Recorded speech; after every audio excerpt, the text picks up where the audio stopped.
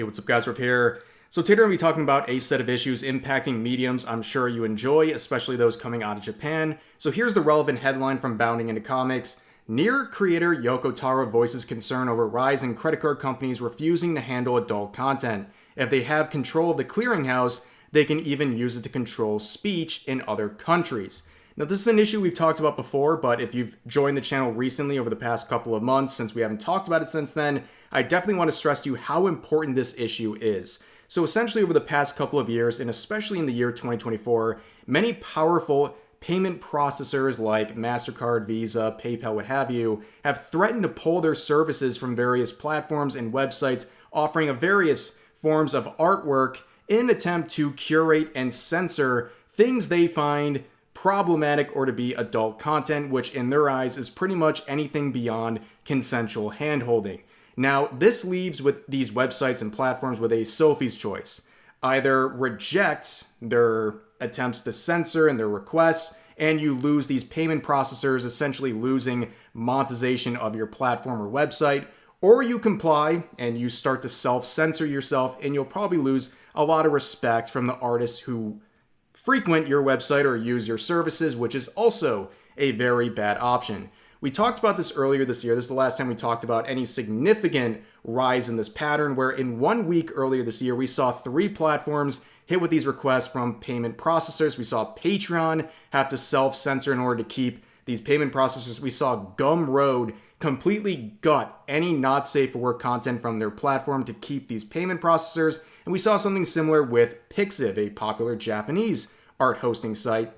And I want to focus on Pixiv and go beyond that because it seems that there is a disproportionate amount of Japanese companies who are targeted by companies like MasterCard.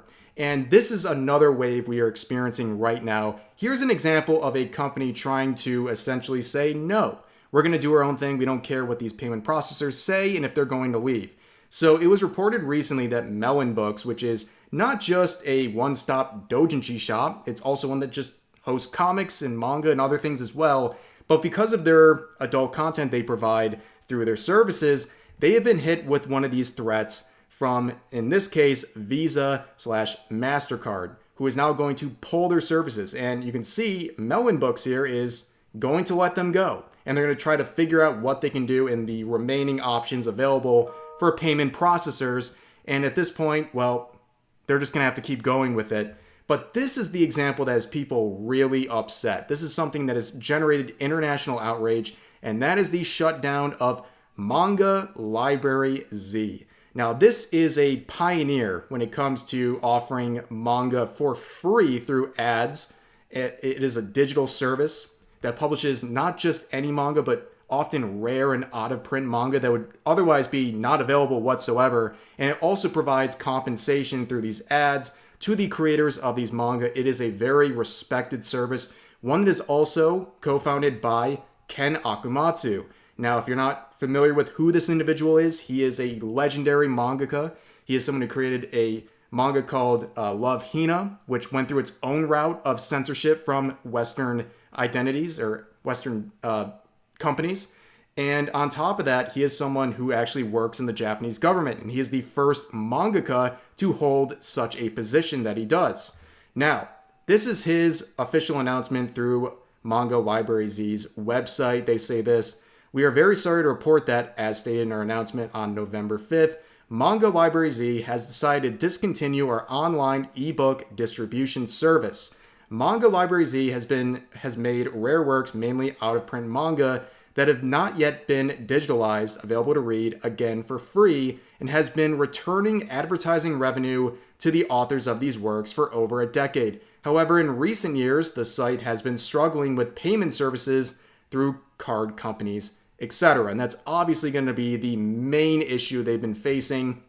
So it continues on, "As stated in our notice dated October 29th, as these companies typically do, they give you kind of a little window to figure something out, or they're going to pull their services. We received notice from our payment processing company last month, which has forced us to terminate all payment service contracts at the end of October. We immediately consulted with the payment processing company, but this was the card company's decision, and it was already beyond our control. we quickly carried out calculations and review of our financial situation and discussed how to rebuild our operations until the very last moment. However, we determined that continuing to operate the site in a way that would prevent us from giving back to our artists would ultimately betray the trust of our artists and users, so we decided to shut down the site.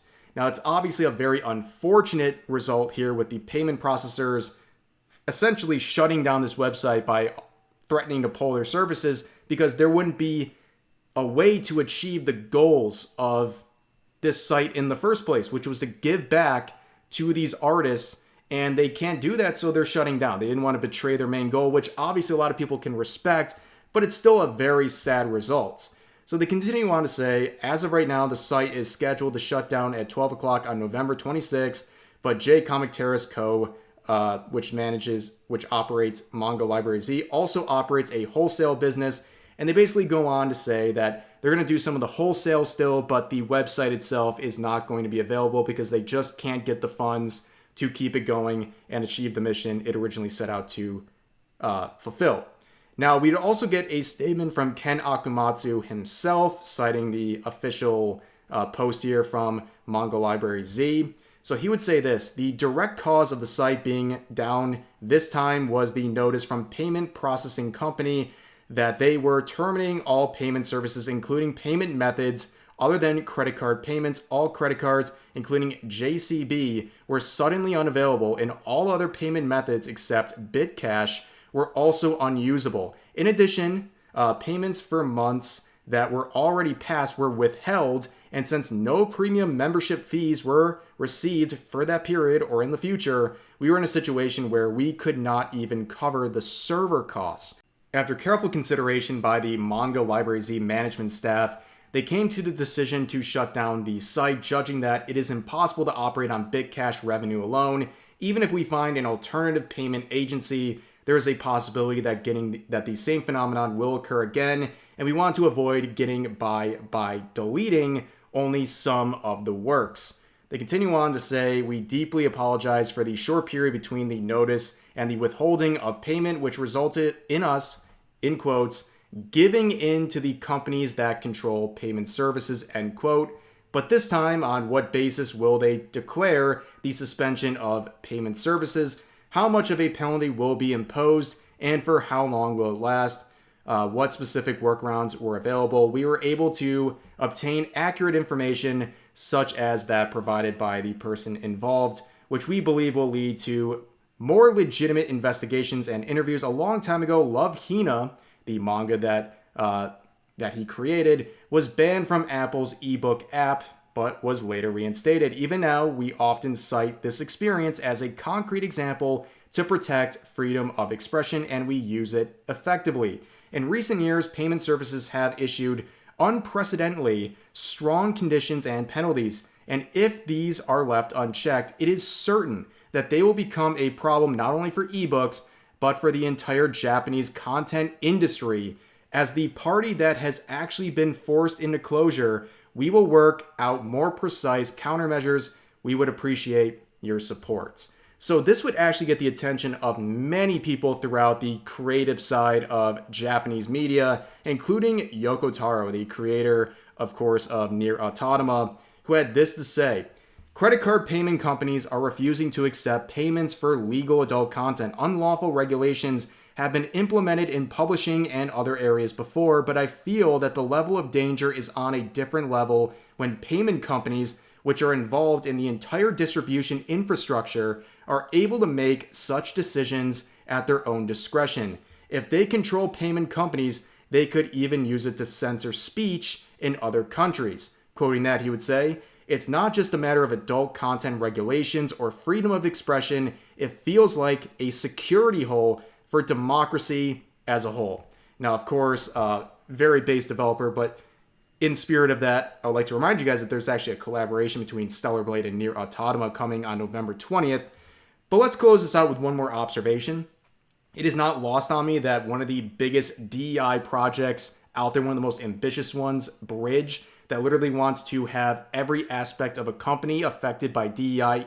The CEO herself has said that they want it to be ingrained into the DNA of every person in the company just to accept DEI, right? It's not lost on me that one of their biggest clients is the MasterCard Foundation. I think that is a very important thing to look at, but that is a much more convoluted story for another day.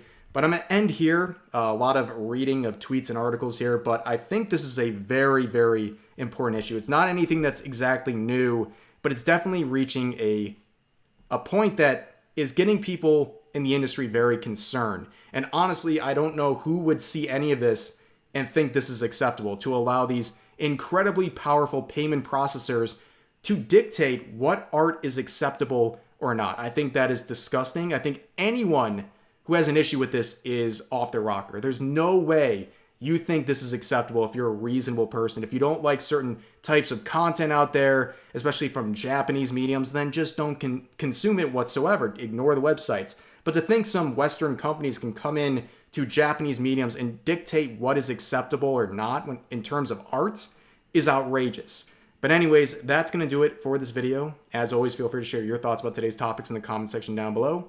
Hope you guys enjoyed the video, and I'll see you next time.